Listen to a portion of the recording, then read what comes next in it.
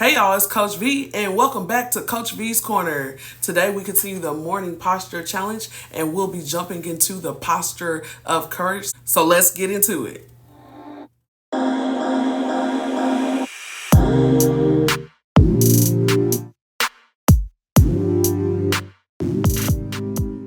Before we get into this reading, make sure you like, subscribe, and hit that notification bell so that you never miss a video. Let's dive into the posture of courage today. Isaiah 41 and verse 10. So do not fear, for I am with you. Do not be dismayed, for I am your God. I will strengthen you and help you. I will uphold you with my righteous right hand, says the Lord. Step forward into faith despite the fear. I know it gets tough sometimes, and life may throw all kinds of situations at us that make us want to shrink back. Situations that may magnify the voice of fear. You may hear it whispering to you every now and again, and it may be saying, you aren't enough. But fear is a liar and a thief. Make every effort to magnify the voice of God. Quiet all the noise for just a second. Look beyond your present circumstances and hear God saying, I am with you.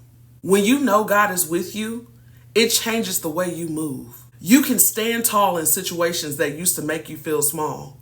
You can take risk knowing that even if you stumble, God is right there to catch you. Courage is a posture, a decision to walk in the strength of God instead of the strength of your circumstances. So what are you facing that's testing your courage? Maybe it's a conversation you've been avoiding, a new business move, or simply trusting God in a situation that feels impossible. Whatever it is, shift your posture. Stand firm in the truth that you are not walking alone.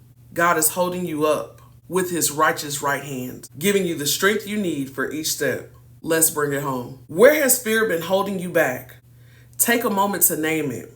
Now remind yourself of God's promise. He is with you. He will strengthen you and he will uphold you. Write that truth down and carry it with you today. Prayer. Lord, fear has tried to stop me, but today I'm choosing courage. Thank you for walking with me, strengthening me, and holding me up when I feel weak. Help me to trust your presence and to take bold steps forward, knowing that you are in control. In Jesus' name, amen. That's day 3. You received your marching orders. Show up courageous and bold today. Be confident in the Lord that he sustains you.